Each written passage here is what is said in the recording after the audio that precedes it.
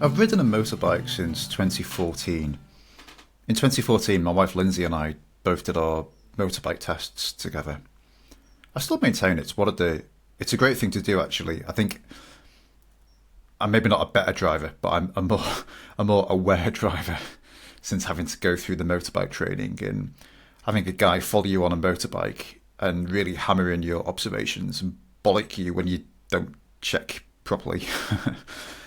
A couple of years later, I had this brainwave that my dad used to ride a scooter when he was small. So around 2016, for his birthday, I bought him a CBT test. So a CBT test stands for compulsory basic training. It's the day of training that you have to do on a 125cc motorbike before you can ride as a learner in the UK. So I bought my dad a CBT test. And he gets this and he goes, well, I don't think I'm going to do it because I'm not going to buy a bike or become a biker. And I was like, "Ah." I had to really give him the hard sell. I was like, I think you'll enjoy it. I'm not really a hard sell kind of guy, in case you hadn't realised. But I gave him the hard sell. I said, look, it's a fun day out on motorbikes. I think you'll have a good time. So he goes, okay, I'll go off. I'll go off and do my CBT. So he goes off to Birkenhead. He does his CBT test. I get this excited text message at 3:30 in the afternoon saying, "Oh my god, that was amazing! I'm gonna go and buy a motorbike." I was like, "Yes!" I was like, "Mom's gonna be so cross." Fast forward a few years later, it's 2018. He has now done his full motorbike test. He has now bought a Suzuki 650 motorbike, a 650cc bike. So he's like, right, where are we going? It's time for Drummond motorbiking holidays. So we plan this trip up to Scotland. And we go in July where we think it's going to be nice weather. I rode over to Lancashire to meet him to ride up in pouring down rain. I was wiping water off my visor as I was riding over the hills. And let me tell you, it's a long way up to Scotland. Like I've been riding for like 4 hours and like we're not even in Scotland yet.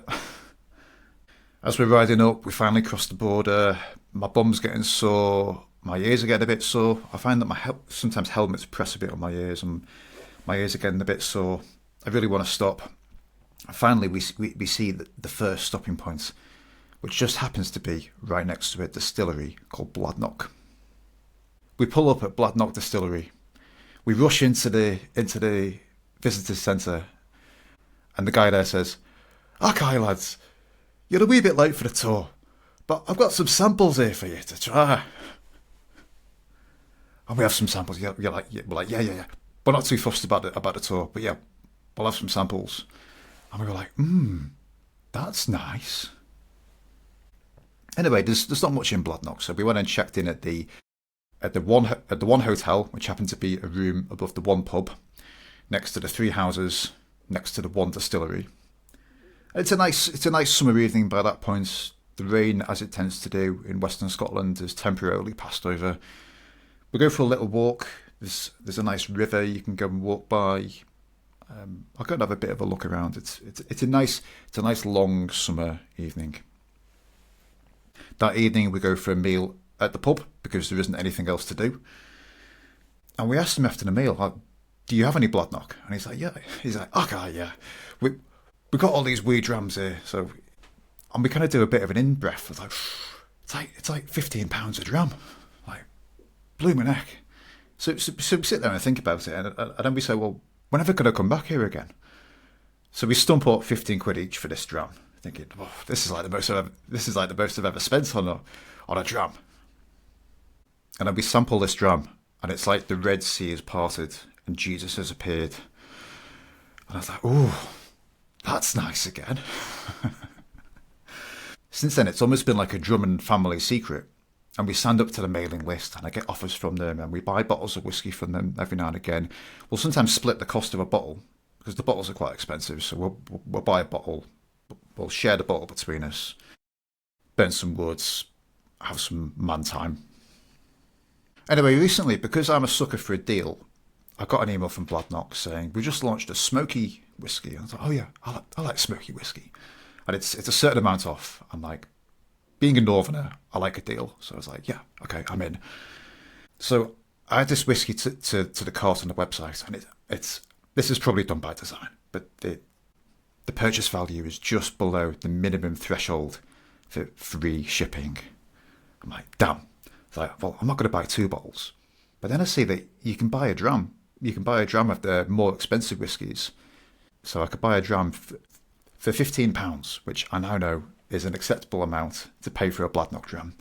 I can try something called the Wave 2, which is normally £125 a bottle. So I'm like, yeah, okay, we'll add that to the basket. It pushes it over the free shipping limit. It's barely even an expense, really. So a week or so later, the whiskey arrives. And the dram, the extra dram that I bought, is in this little sugarcane pouch. And I send a photo to my dad saying, oh, I guess we better share this one out, haven't we? Like, we better try this one together. So the pouch survived sitting on my shelf for a few days, despite me kind of eyeballing it. I eventually go and see my dad. We share out this dram. And we're like, ooh. Again, it's one of those moments where the Red Sea parts. And my dad says, it's like sex in a glass, that, Rob. On the back of the dram, there's a little message saying, if you like this dram, you can redeem the cost of the dram, aka £15, against the full bottle price. So I said to my dad, well, we've already paid for £15. Why did we just split the cost of the rest of it? So before you know it, I've spent £125 on a bottle of whiskey. So I've now got more Bladnoch than I know what to do with. And I've spent an absolute fortune on it. But it was the sampling that sold the product. If you told me a few years ago that I'd have spent £125 on a bottle of whiskey, I wouldn't have believed you. But it was the little sample. And the little sample, I think, was the ultimate lead magnet. I have a confession at this point. Today's episode was going to be about story selection. And I selected the Bladnoch story simply because it was the first story that came into my mind. It just popped up into my brain, Bladnoch. But I think because I've been buying Bladnoch recently, so it's at the forefront of my consciousness because I can see the bottle, I can see the £125 bottle on my fridge eyeballing me. So I've been thinking about this. But the Bladnoch story was the first story that popped into my head. So in preparing for this episode, I was like, okay, the point that I want to make is that you should just tell the stories that you want to tell and find a way to connect them to your sales message. Because the right story to tell is the one that you want to tell. It's the one that bubbles up to the surface of consciousness. It's not, I think people tend to agonize over story selection. I'll come back a little bit to story selection, but I've also now opened Pandora's box here. Because in telling the Bladnoch story, this episode isn't actually about story selection anymore. I mean, it kind of is a bit, but it's really now about lead magnets because the overriding theme of the story was the Bladnoch sample and how the Bladnoch sample was an experience. It was something that I could consume quickly. It was the best lead magnet I've ever had, and it convinced me to spend, in whiskey terms, what is quite a large amount of money. So we've now got a problem, haven't we? Because we've now got an episode about 2 different things. We've got an episode about story selection, and we've got an episode about lead magnets, and they've collided because the story has been a bit of a bully and got me off track. And the reason this has opened Pandora's box is because it really got me thinking, what comes first, the content or the story? In anything that you do. For all of your core messaging, if you think about all of your core messaging, all of the things that you're trying to get your potential clients to understand, where does that really stem from? I think ultimately it stems from a story. I think the story comes first and the content comes second. I already knew this to be true because in my storytelling projects, people often come, so if I go through my story jumpstart process, which is about a 3 to 4 hour conversation with someone to explore and map their story, business owners will tend to come to it and say, well, I don't understand how I'm going to use this story, or I want to illustrate these messages. And I try to get people to park all of those thoughts and say, just talk to me about, don't worry about your business, don't worry about the message, don't worry about the content, don't worry about the applicability of the story to the content, just tell me your story. Because the message and the themes always emerge out of the story. And sometimes you finish the story jumpstart process with a different set of themes a deeper set of themes maybe than you thought you had going in. So this is really the thing, is that telling a story, you think you're telling a story to illustrate a message that already exists. And that sometimes is true. Sometimes you can select a story to illustrate a particular message. And actually, there often doesn't need to be that close a connection between the story and the message. But good stories often take on a life of their own. I like the line from Milan Kundera, who's a novelist, who said that your story has a deeper level of wisdom than you do. It knows things that you don't. So telling a story often causes the content to kind of fishtail further down the line. And that's really what we've seen here in this episode. But as we're here, as we've come this far, let's talk about lead magnets. And I'll attempt to circle back to story selection at the end. So hang tight. Here we go.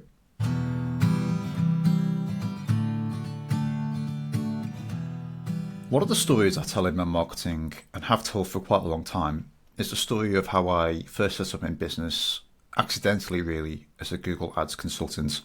And one of the things I did to get clients was I ran my own ads. And in my ads, I offered a lead magnet. I offered a free 10-ish page PDF that talked about 6 ways to waste £1,000 on Google AdWords in no time flat. And for a long time, that did generate good leads. People saw my ad, they got to the landing page, they opted in for the lead magnet. I did a lot of what I do today actually. So on the lead magnet thank you page, I also offered a further guide that expanded on some of the points that was delivered in the mail. And about half of the people who opted in for the lead magnet would then request the printed guide.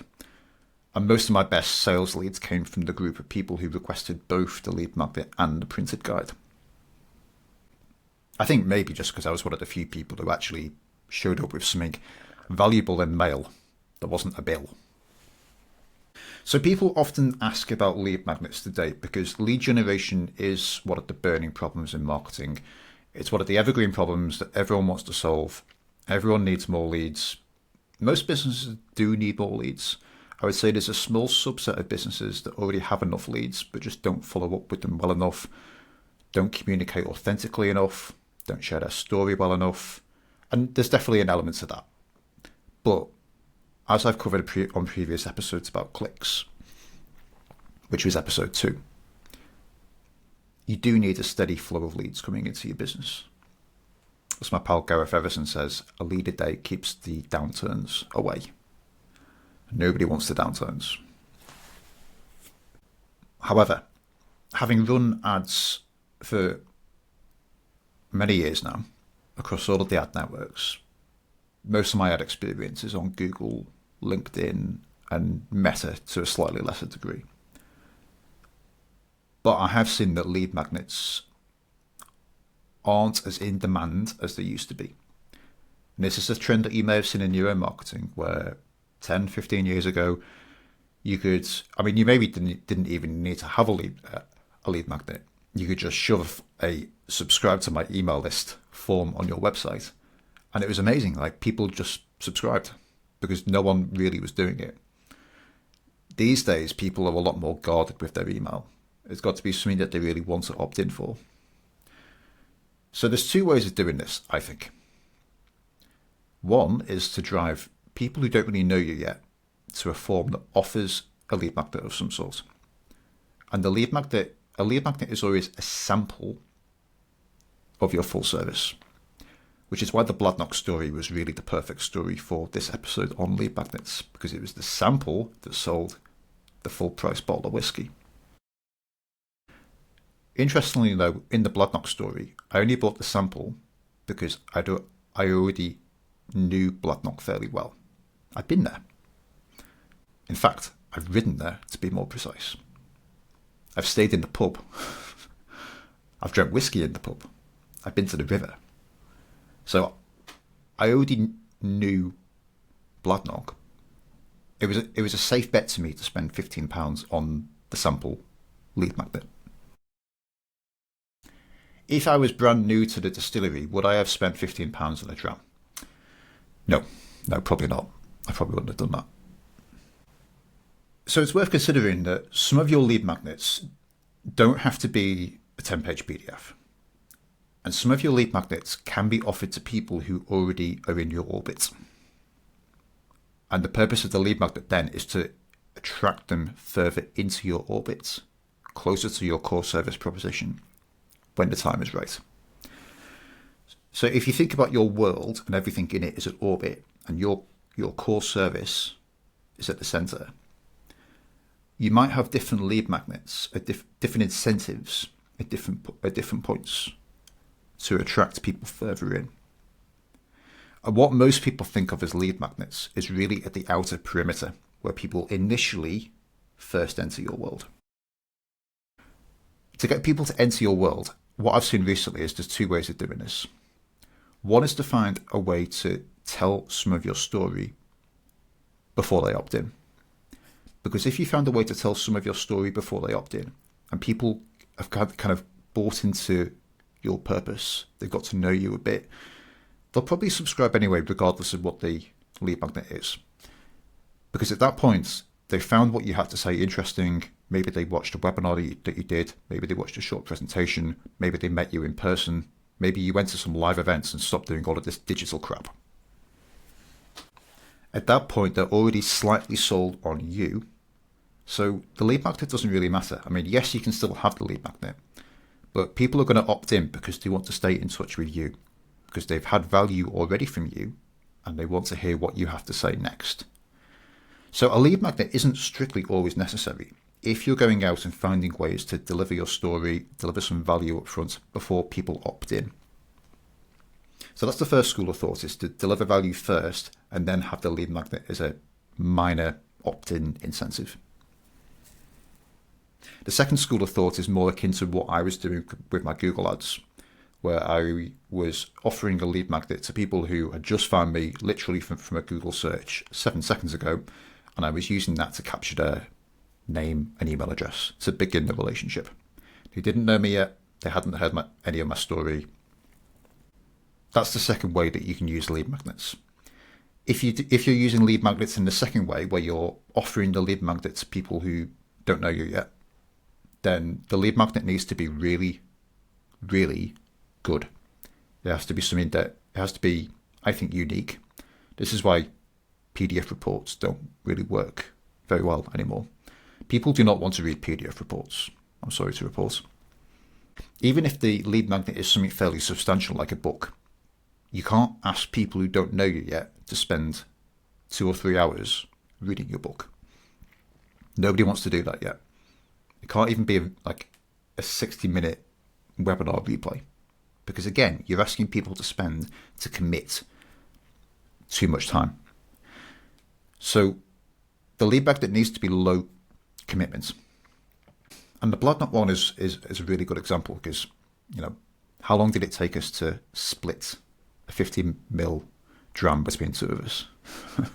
It was a 5-minute exercise, let's say. It has to be something that they want that helps to begin solving the problem that you can solve for your clients, but it has to be immediately useful to them, and it has to be fast to consume. So when you take all of these things together, you've got the immediate utility aspect, immediately useful. It has to be frictionless. They shouldn't have to download something or jump through any hoops. And it has to be fast. They need to be able to use it quickly. They don't want to read 10 pages anymore. When you take all of these things together, creating lead magnets is now much more of an art than it once was.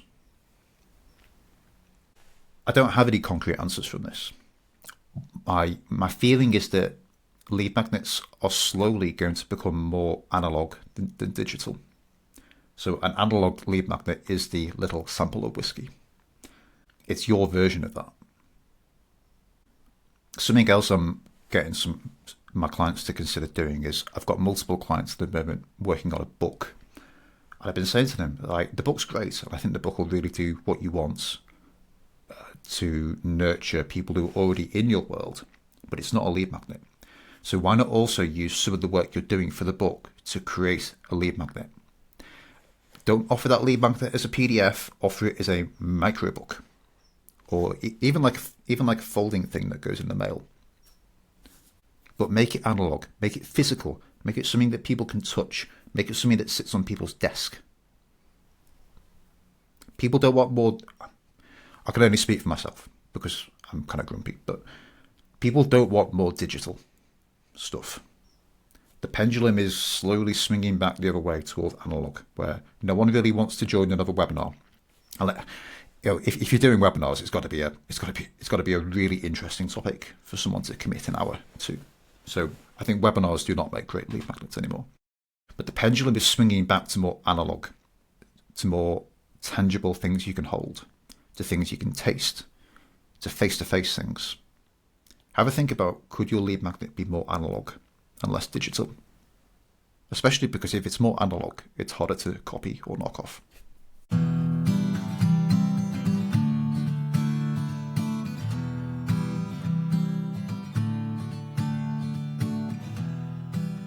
We're going to continue with the thread of story selection in the next episode.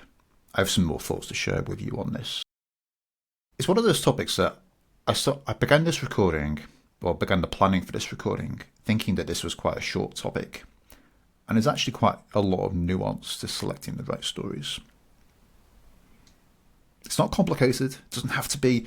It's not pseudoscience, which many people seem to think it is.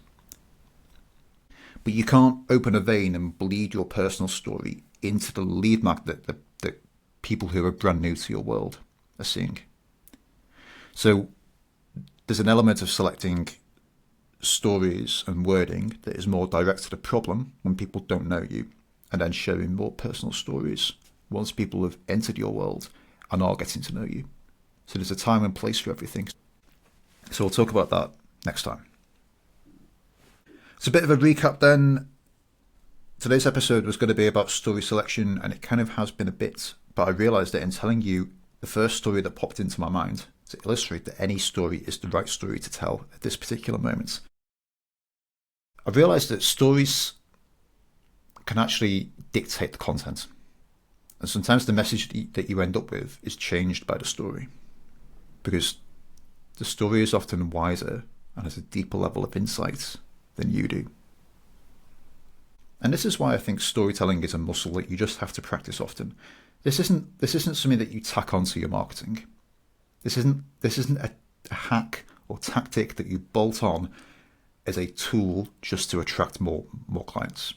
I think that's what people are trying to do.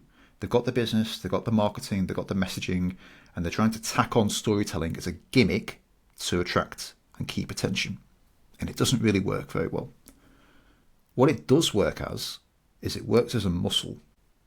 It's a muscle that you flex on an ongoing basis, because your story is a never-ending thing.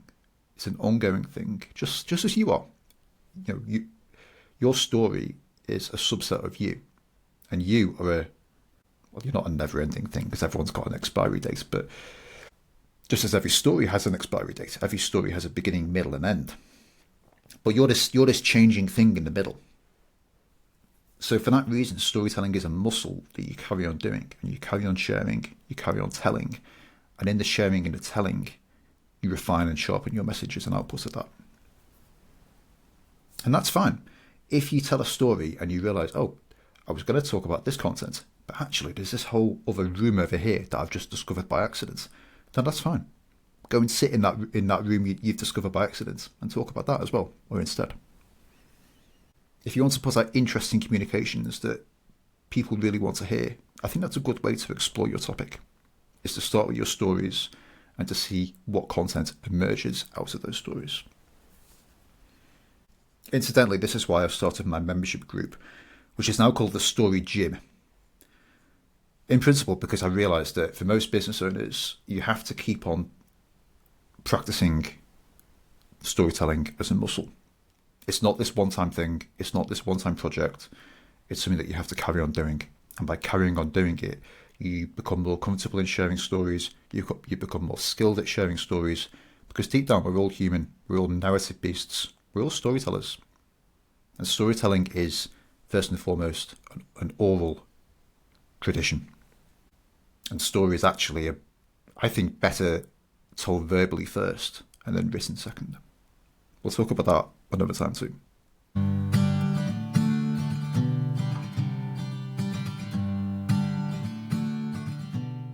What else is going on in the Story Selling Lab?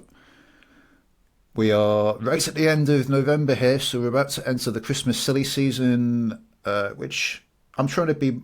I think because I've got kids now, like I've historically, this won't surprise anyone listening to this who's known me for quite a long time, and lived through the grumpy marketer days. But I'm more of the school of thought of putting up the Christmas tree on Christmas Eve, and taking it down on Boxing Day. Now that I've got kids who are 7 and 5, they've got other ideas about Christmas, and that's fine. It's been a really, I mean, we're still in November at the moment, and it's been really magical just to see how excited they are. It's slightly irritating. So we've got all that coming up. I'm actually recording this on Thursday the 27th of November, which is Thanksgiving in the US. So it'll be Black Friday tomorrow. It's fascinating to watch from. I try not to engage too much with all of the Black Friday stuff because I kind of think it's bollocks. But it's been fascinating to watch, actually. I think people are jumping on it too hard. I think people are offering the wrong things. B2B service providers offering a discount on the services that they spend their life providing. It's like, if you're going to offer a Black Friday deal, do it on your book or something. This is another reason to have a book, is so that you can have a Black Friday sale. Because people will respond to the Black Friday sale because they've been conditioned to buy things. So it's worth having some low value products that you can sell, like books, like recordings, like DVDs, things like that you can have a Black Friday sale on, that predispose people to inquiring about your full services. Because really the book is just a big lead magnet. But it fails the test, doesn't it? Because you're asking for more commitment and more time. The other thing I've been working on is the Story Gym, which I've already mentioned in the previous section. But let me just say, if you follow along with these episodes, at least occasionally, you like the idea of telling your story, you want to show up regularly in a safe environment, and have the encouragement to tell and share your story, then the Story Gym is the place to go. So head to storysellingLab.co.uk, and under Work with Rob, you'll see an option called the Story Gym. I'd love to see you in there. That's it for today. We'll carry on next time with our discussion about story selection and the story boomerang. Thanks for listening to this episode of the Story Systems Podcast. To make sure you never miss an episode, join my free mailing list at storysellingLab.co.uk/podcast. Please also subscribe to the show in your favourite podcast app. See you next time.